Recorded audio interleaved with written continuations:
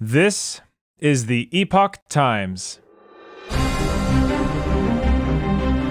Welcome to Epoch Audio, showcasing the best journalism covering news, culture, and society, addressing issues overlooked or avoided by other media. For the text version of this and more articles providing truth, tradition, and hope, please go to theepochtimes.com.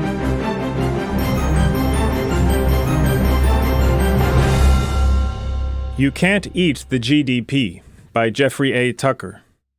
Commentary. Well, that was one of the more interesting haircut experiences I've had in a while.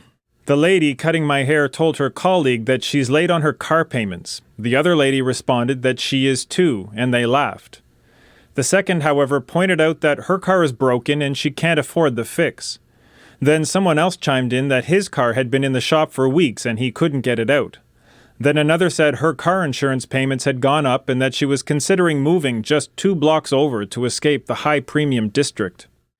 I finally just interrupted these tales of woe and asked a normal question. What's going on around here? Someone said, "We're out of money." Then everyone agreed. There's no money and the paychecks aren't covering the bills, so they're juggling them in strange ways. One late this month and another late the next month. I got curious about all this and started digging deeper. Are these loan rates adjustable and so changed with the new rates? No, that's not the case. The problem is that while salaries and wages paid the bills a few years ago, now everything is much more expensive and raises aren't keeping up.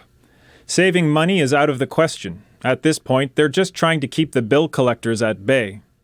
Does any of this sound familiar to you? I would bet it does. It's a normal experience these days, such that the middle class is being squeezed from both ends.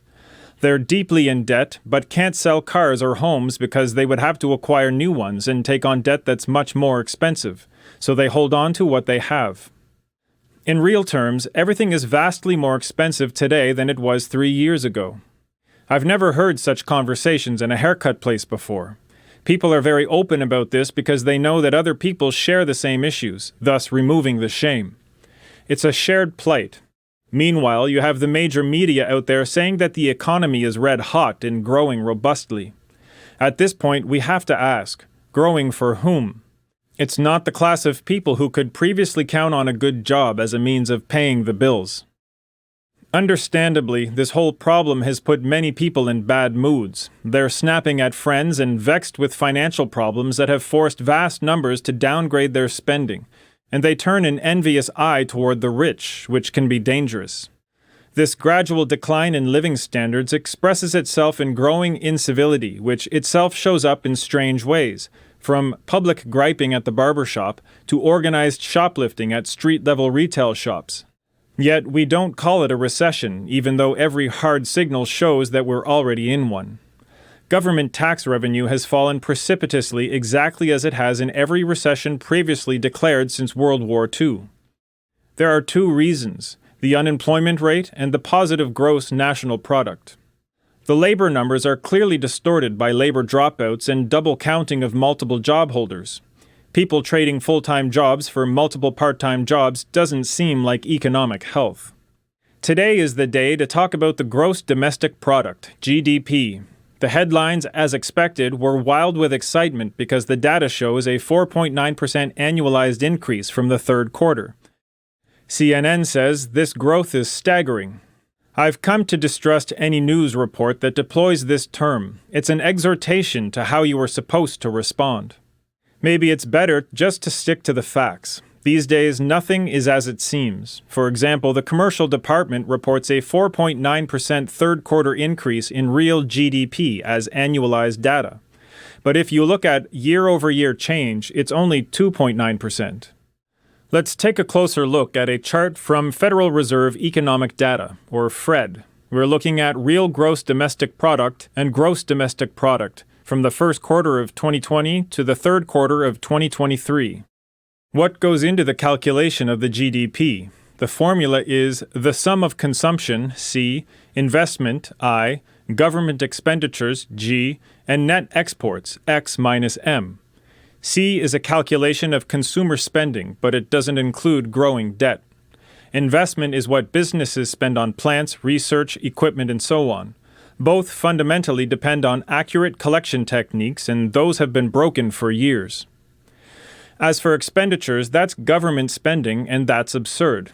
Government spending detracts from wealth creation. Only the most die-hard Keynesian fossil would believe otherwise, and yet this fallacy continues. And the trade data are skewed by a weird mercantilist bias that supposes that exports are always good and imports bad. You see, there's no magic machinery in the sky that observes the operations of the world and spits out a number to tell us whether we're making wealth or not. These huge aggregates are always garbage in and garbage out. They're also seriously subject to political manipulation, and I swear that no presidential administration has toyed with this trick more than the Biden administration. The newest release is more evidence of that. A closer look shows two large drivers: more consumer spending, which is hardly a surprise given things, and a very large increase in government spending at the federal and state levels. Federal government spending is up by 6.2%, with a large share of that on military spending, an 8% increase.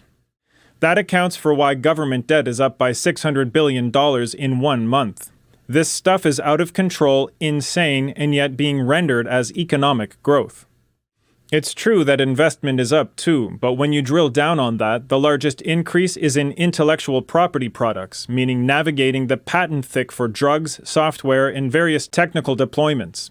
It's not the place for an extended argument on this topic, maybe someday, but this isn't economic growth. It's a cost of regulation, as anyone in the affected industries can tell you. It takes some extreme juggling to re-render this mess as a contribution to national wealth. As for consumer spending, it's up, but check it out. Personal for the quarter is down to 3.8%, which is extremely low. It's all the more alarming that this happens in the presence of far higher interest rates. You can get paid now for saving money for the first time in a decade and a half. The problem is that people don't have the discretionary income to take advantage of the new rates for saving. And speaking of disposable income, here's a devastating detail that isn't in the government's statement and not even in the main tables. You can only find it listed under Addenda. Disposable personal income is fully negative, falling by 1% for the third quarter. This nasty little fact isn't reported in any news stories that I've seen, and that's because the Bureau of Economic Analysis didn't happen to put it in the release. Consider all of this. Huge increases in government spending, increased indebtedness, falling savings, and falling disposable income. Let's just draw a normal human intuition here. Does this seem like economic growth to celebrate? As E.J. Antony points out, everything seemingly good about this report actually subtracts from economic growth in the future. I'm coming to believe that you can learn far more about economic realities from listening carefully at the barbershop than you can from reading releases from statistical agencies. And incidentally, when today's numbers are revised increasingly lower, that won't make the news. Thanks for listening to Epoch Audio. This was You Can't Eat the GDP, written by Jeffrey A. Tucker and read for you by Chris Rod. Views expressed in this article are opinions of the author and do not necessarily reflect the views of the Epoch Times. For more Epoch Times articles in text, please visit theepochtimes.com.